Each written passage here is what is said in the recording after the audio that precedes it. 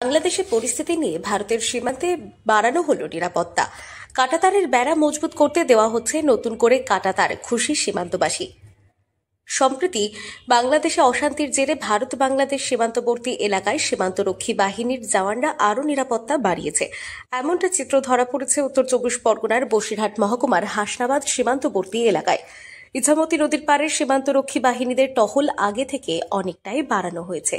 কবে থেকে কি দেওয়া হচ্ছে? কাঁটাতার মোটামুটি এখান থেকে আপনার আগেও ছিল, এখন নতুন করে কাজ হচ্ছে। আর এখান থেকে আপনার আগের থেকে এখন রানিং আবার কাজ চলছে নতুন করে। কি কাজ হচ্ছে?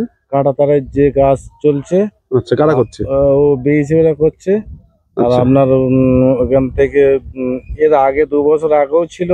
আর ইদানিং আবার রানিং ডবল করে কাঁটাতার আবার রানিং চলছে হিসেবে এখানে কাঁটাতার আবার আমাদের ডবল করে আবার নতুন করে দিচ্ছে।